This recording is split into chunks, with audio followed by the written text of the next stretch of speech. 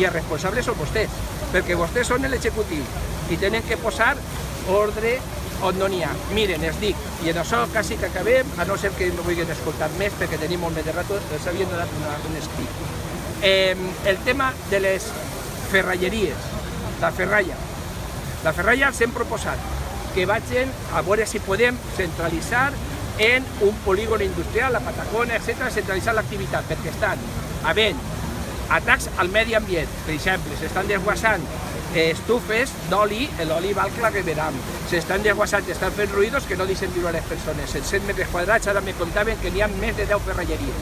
I me digueren vostès, bueno, no vostès, però sí personal de l'equip de govern municipal, que el tema pues, era molt problema perquè caldria legalitzar la situació, i per posar-ho i per tindre una nau industrial cal legalitzar. No se pot fer això per la legalització i s'està mantenint la il·legalització de les ferralleries en el Cabanyal. I n'hi ha una altra qüestió que també es volia dir, i en això ja quasi acabe. Mire, senyor Ribó, no és qüestió de les ocupacions soles. És a dir, el temps que estem vivint no és un problema que el marque l'acció judicial, és a dir, les sentències o les disposicions que puguen treure les jutges respecte a l'ocupació. L'ocupació és de cases, que és un altre problema. Estem parlant del carrer.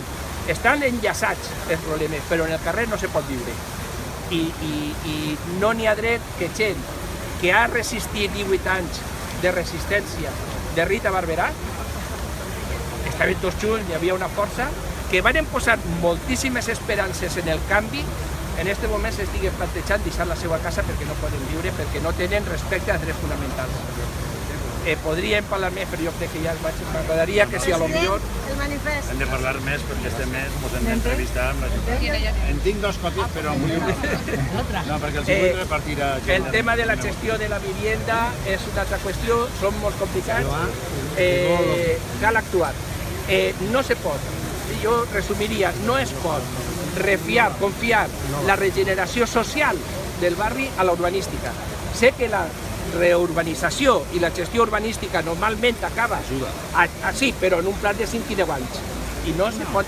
Els urbanistes diuen que l'urbanisme condiciona els comportaments. Sí. D'una manera prou... Les urbanitzacions del carrer Sant Pere, del carrer del Sánchez Cestal, fa el 2020.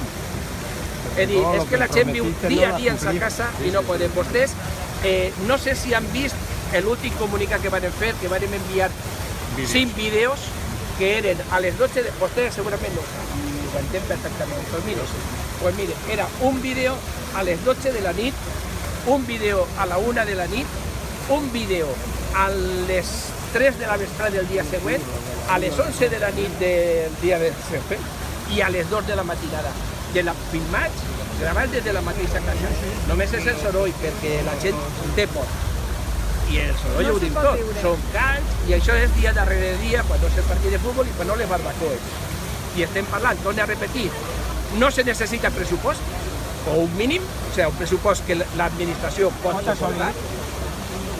No se necessiten projectes, grans projectes de tramitació com els urbanístics, com la reurbanització del carrer Sant Pere, i se necessiten decisions polítiques. Voluntad política. Y la gent ja no pot més. Y además tienen todo nuestro apoyo, o sea que nosotros apoyamos.